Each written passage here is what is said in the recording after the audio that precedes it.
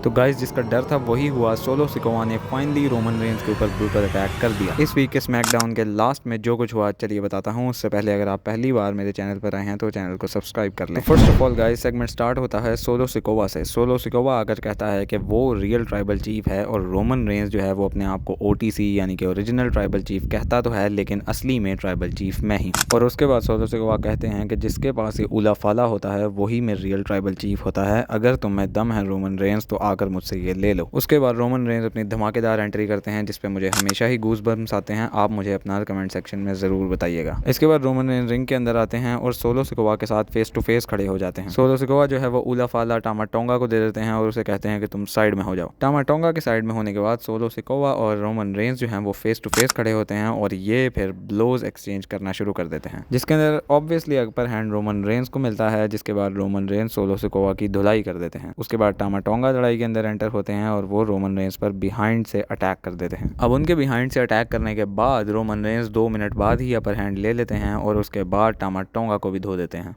इसके बाद again solo Sikoa एक बार अटैक करने की कोशिश करते हैं, लेकिन पहले सोलो सिकोवा को सुपरमैन पंच पड़ता है, उसके बाद स्पीयर पड़ जाती है। जिसके बाद जो रोमन रेंज ने किया वो मैं यहाँ पर ज़रूर पॉइंट आउट करना चाहूँगा। जो बेल्ट होती है टामा टोंगा की वो उला फाला के ऊपर बड़ी होती है। रोमन रेंज उसको पीछे फेंकते हैं और फिर अपना उला फाला उठाते हैं, ये शो करते हुए कि किसी भी चैंपियनशिप से ज़्यादा कीमती मुझे वो उला फाला है। उसके बाद रोमन रेंज उला फाला को उठाते हैं और जिस मोमेंट का हमें बहुत देर से इंतजार था रोमन रेंज फाइनली वो कर देते हैं। रोमन रेंज उला फाला को पहन लेते हैं, जो कि हमें लास्ट टाइम वो रेसलमेनिया के अंदर इस उला फाला के साथ दिखे थे। अब यहाँ पर होता ये है कि जैसे ही रोमन रेंज उला फाला को पहनते हैं रोमन रेंज का म्यूजिक हिट हो जाता है और उसके बाद हम समझते हैं कि भाई ये तो बिल्कुल हैप्पी एंडिंग हो गई। रोमन रेंज ने आकर अटैक किया और आराम से अपना उला फाला ले लिया। लेकिन यहाँ पर आता है एक बड़ा प्लॉट ट्विस्ट। जेकब फाटू जो है वो रोमन रेंज को बिहाइंड से अटैक कर देते हैं और इनका अटैक नॉर्मल नहीं काफ़ी ब्रूटल होता है। उसके बाद वो रोमन रेंज को बाहर लेकर जाते हैं और तीनों मिलकर टामा टोंगा, सोलो सिकोवा और जेकब फाटू रोमन रेंज को वो